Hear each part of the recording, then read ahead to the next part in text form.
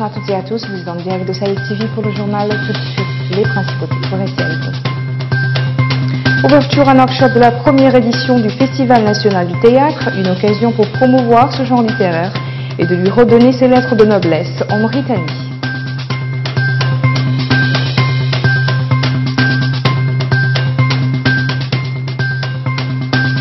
L'Agence américaine pour le développement international et la société civile mauritanienne mobilisée contre l'extrémisme. Objectif, mettre en place une approche contre l'extrémisme violent.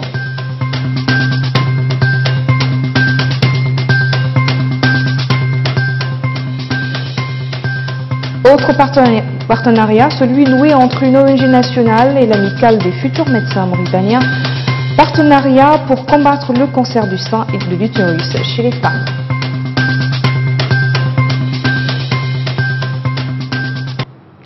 Voilà pour les titres, bienvenue à vous sur Sahel TV. L'Assemblée nationale a tenu aujourd'hui une plénière sous la présidence de son premier vice-président, Boudialoul Houmeid. Cette plénière était consacrée à la désignation des membres de ces 5 commissions permanentes. Il s'agit des commissions des finances, la justice, de l'intérieur et de la défense, des affaires étrangères, des affaires économiques et de l'orientation islamique, des ressources humaines et des affaires sociales et culturelles. Après l'identification des membres, chacune des commissions se chargera de l'élection de son bureau. La première édition du Festival national du théâtre, qui durera une semaine, a été ouverte hier à Nouakchott. En hommage aux défunts de la famille du théâtre, Feu Brahim Ould Semir, le festival doit être une occasion pour former des hommes de théâtre professionnels répondant aux qualifications techniques exigées par les festivals professionnels. Sid Ahmed Bedinot. En hommage aux défunts de la famille du théâtre, Feu Brahim Ould Semir, la première édition du Festival national du théâtre a été ouverte hier soir en partenariat avec l'Union du théâtre mauritanien et l'instance arabe du théâtre sous le nom d'édition de Brahim Semir. Pendant une semaine, les Nouakchottois suivront des compétitions entre 10 équipes théâtrales supervisées par un jury composé d'experts dans le domaine du théâtre. Ils suivront aussi des sketchs traitant de différents maux sociaux et de leurs répercussions négatives sur la société. Au cours de l'ouverture de cette cérémonie, le ministre de la Culture, de l'Artisanat et des Relations avec le Parlement a indiqué que le démarrage des activités du Festival national du théâtre constitue un rêve qui a longtemps caressé les générations du théâtre en Mauritanie, précisant que son organisation est le fruit d'une coopération commune entre le ministère, l'instance arabe du théâtre et la maison du théâtre arabe. Il a aussi indiqué que le Festival national du théâtre représente un événement culturel auquel un intérêt particulier est accordé, surtout que les objectifs qui sont les siens se regroupent avec la politique du secteur de la culture et qu'il est attendu que ce festival soit couronné de succès et qu'il trace une nouvelle voie pour les hommes du théâtre mauritanien. Pour le directeur du festival, Baba Oulmin s'est félicité de l'appui apporté par l'instance arabe du théâtre à l'Union des hommes du théâtre mauritanien depuis quelques années et qui s'est manifesté à travers l'organisation de sessions de formation et de festivals de théâtre scolaire. Pour M. Ismaïl Abdallah, le secrétaire général de l'instance arabe du théâtre, a loué les efforts déployés pour l'organisation de cette édition du Festival du théâtre national mauritanien, insistant sur la solidité des liens existants entre son instance et les ministères mauritaniens de la culture et celui de l'éducation nationale. Il a souligné que cette coopération a permis depuis 2011 d'organiser diverses activités, précisant qu'il s'agit aujourd'hui d'un nouveau départ pour le théâtre mauritanien. L'amicale des futurs médecins mauritaniens et l'ONG nationale unissent leurs efforts pour sensibiliser au cancer du sein et de l'utérus chez les femmes.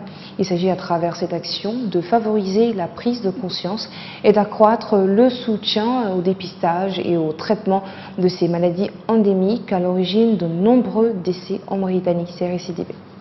L'ONG Assis Toussad et l'amicale des futurs médecins mauritaniens font front commun contre 2 pathologies qui touchent les femmes. Le cancer du sein et celui du col de l'utérus. Pourquoi ces 2 cancers? Puisque ce sont les cancers les plus fréquents en Mauritanie et ce sont des cancers qui ont un développement très lent. Donc ils nous donnent l'occasion de les dépister afin de détecter les étapes précancéreuses qui ont un traitement curable à 100%. Donc pour parler un peu des 2 cancers, pour le cancer du sein, c'est un cancer qui peut toucher toute femme. Donc toute femme est exposée au cancer du sein, puisqu'il n'a pas une cause bien précise. Il a des facteurs de risque dont l'obésité, le surpoids, le diabète, l'utilisation abusive des contraceptions. La stratégie utilisée est la sensibilisation. Ici, les membres de l'ONG Acide Toussad ont choisi les marchés pour toucher les femmes. On voulait dire que la femme, elle doit prendre soin d'elle-même. C'est que si elle voit quelque chose d'anormal dans ses seins, elle doit partir à l'hôpital pour faire les mammogrammes ou bien les docteurs même, ils doivent les conseiller. D'autres lieux publics ont été investis par l'Amicale des futurs médecins mauritaniens devant le palais de congrès.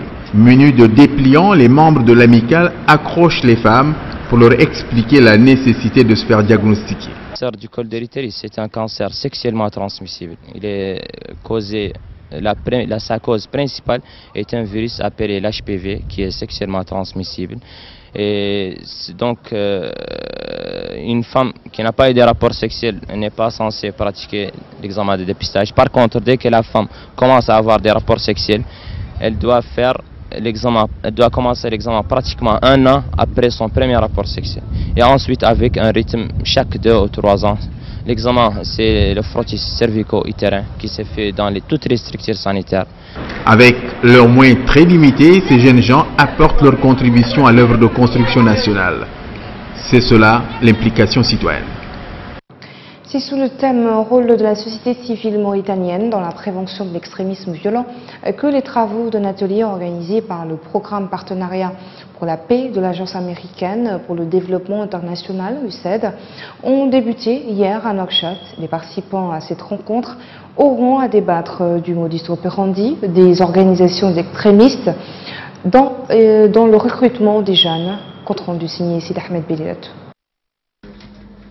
Le programme Partenariat pour la paix P4P de l'Agence américaine pour le développement international USAID a procédé à la toute première d'une série de tables rondes avec la société civile mauritanienne. Cette table ronde, intitulée « Rôle de la société civile mauritanienne dans la prévention de l'extrémisme violent », réunira une gamme diversifiée de participants, dont 70 issus de la société civile, y compris les jeunes, et 12 panélistes.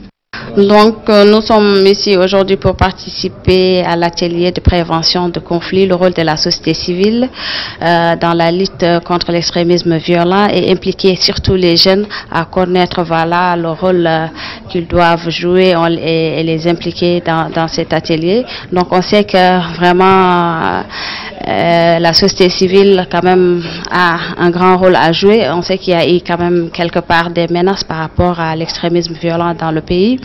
Donc c'est très important pour que tout le monde puisse s'impliquer, surtout la société civile mauritanienne, à travers la prévention, à travers des communications, à sensibiliser les populations, à détecter comment est-ce qu'on peut détecter qu'il y a cette menace, comment on peut détecter l'extrémisme violent ici dans le pays. Les travaux de cette table ronde ont continué aujourd'hui avec des représentants d'organisations de la société civile et des jeunes ou des exposés sur l'approche de la Mauritanie dans la lutte contre l'extrémisme violent, le rôle des médias dans l'immunisation des jeunes des dangers de l'extrémisme et celui de la société civile dans la lutte contre ce phénomène. Il faut signaler que le programme Partenariat pour la paix P4P est un projet de l'USAID qui contribue à la réalisation de l'objectif du gouvernement américain de réduction de la vulnérabilité à l'extrémisme violent en Afrique de l'Ouest. À présent, on se retrouve Salwa Sharif pour la page écho de cette édition.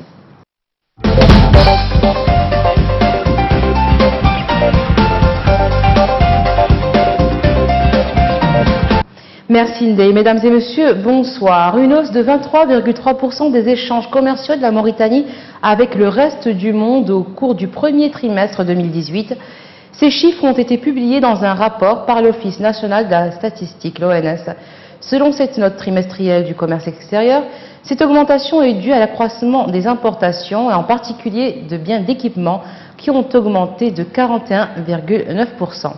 Les pays européens demeurent les premiers fournisseurs avec 46,5% de l'origine des importations et occupent le deuxième rang des clients, 44,4% après l'Asie, 45,1%. Le continent africain représente 9,8% et 14,8% des exportations et des importations respectivement au premier trimestre 2018. Par ailleurs, le rapport a indiqué qu'il y a eu un déficit de la balance commerciale de 61 millions de nouvelles ouguiyas sur la même période, déficit dû aux importations globales dont la valeur est de 26 355 millions d'ouguiyas. La Mauritanie se concerte avec les institutions de Bretton Woods à Bali. Le ministre de l'économie et des finances, M. Mokhtar Ould Diaye, prend part actuellement à Bali aux réunions du comité monétaire et financier et celui du comité développement, dont l'ordre du jour porte sur les avancées réalisées au niveau des travaux du groupe de la Banque mondiale et du Fonds monétaire international, ainsi que les derniers développements dans les domaines de l'économie mondiale, du développement international et des marchés financiers. Il a également participé à la réunion des gouverneurs du groupe africain avec le président de la Banque mondiale, Jim Yong Kim, et celle des gouverneurs du groupe arabe avec la directrice générale du FMI, Madame Christine Lagarde. L'euro enregistre aujourd'hui une légère baisse face au dollar ce matin. L'euro valait 1,1561 $ contre 1,1574 $ hier soir. Cause, l'inflation en zone euro, l'attente d'évolution autour du budget italien et des négociations sur le Brexit. Les inquiétudes autour de la situation italienne sont réellement en train de tirer l'euro vers le bas. Rome a soumis en début de semaine à l'Union européenne son projet de budget. Celui-ci prévoit notamment un déficit public à 2,4% du produit intérieur brut pour 2019, au-dessus de ce que souhaiterait l'Union européenne. Et quant aux négociations sur la relation commerciale entre l'Union européenne et le Royaume-Uni, lors de la sortie effective de ce dernier du giron de l'Union européenne, elle piétine. Concernant le dollar qui progressait face aux principales devises aujourd'hui, les cambistes étaient dans l'attente de la diffusion du compte-rendu de la réunion de septembre du comité de politique monétaire de la Réserve fédérale américaine. Et en Côte d'Ivoire, lancement d'un projet de 12 milliards de francs CFA contre la déforestation. Le gouvernement ivoirien, en partenariat avec la Banque mondiale, a procédé hier au lancement de ce projet d'investissement forestier. Ce projet sera mis en œuvre dans 8 régions de la Côte d'Ivoire et servira à renverser la tendance de la déforestation et de la dégradation des forêts. La couverture forestière est passée de 16 millions d'hectares en 1960 à 3,4 millions d'hectares en 2015. Sanctions financières, le Venezuela utilise désormais l'euro dans ses transactions internationales. Le Venezuela a annoncé hier l'abandon du dollar pour se tourner vers l'euro. Le gouvernement vénézuélien fait face à de très fortes sanctions économiques de la part des États-Unis. Le pays dénonce un sabotage des États-Unis qui empêche au Venezuela d'utiliser le dollar dans ses transactions financières. Le gouvernement des États-Unis a en effet imposé de nouvelles sanctions qui empêchent les transactions dans cette monnaie. Rappelons que la décision du gouvernement vénézuélien de tourner le dos au dollar intervient dans un contexte particulier. En effet, le pays traverse une crise économique sans précédent marquée par une inflation qui a atteint un niveau record. La situation est d'autant plus préoccupante que le FMI prévoit une inflation de 10 millions de % en 2019 avec une réduction du produit intérieur brut de 5% et une chute de 18% de l'économie. Et voilà, ce sera tout pour ce soir. Retour à Ndeye.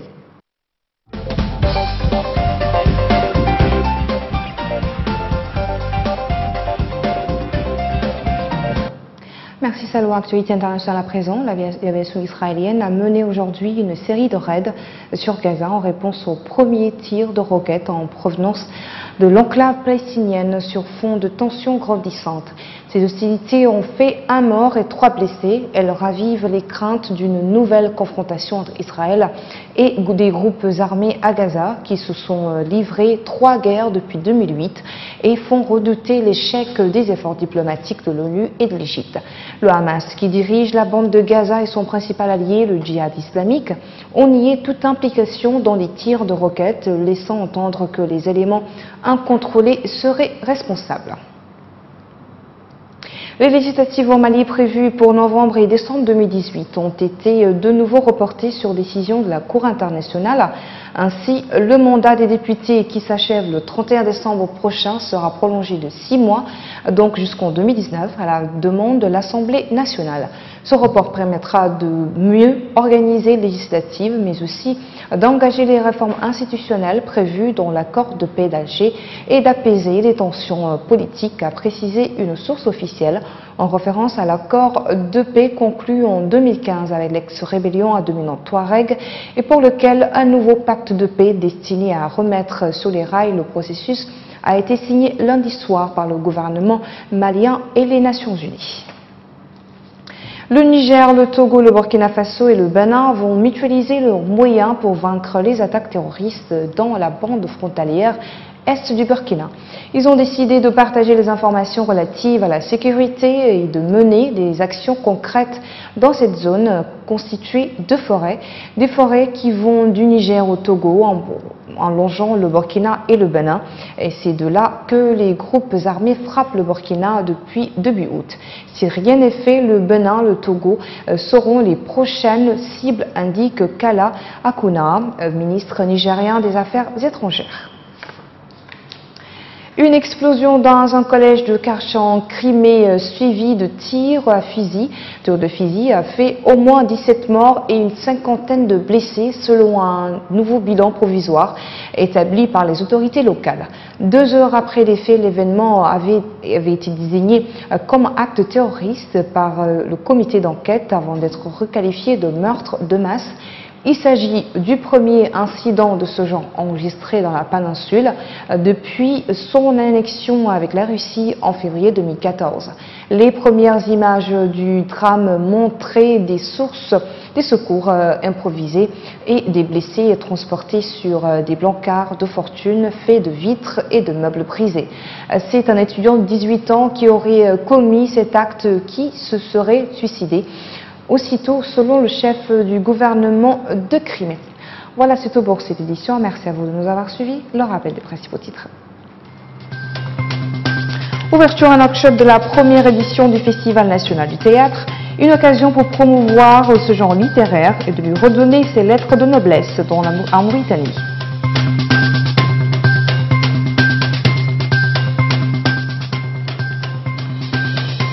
L'Agence américaine pour le développement international et la société civile mauritanienne mobilisée contre l'extrémisme. Objectif, mettre en place une approche contre l'extrémisme violent.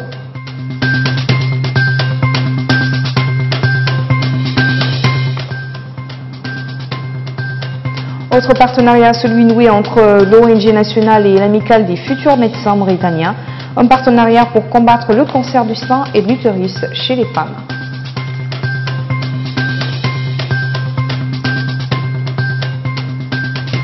Merci de votre attention et bonne soirée.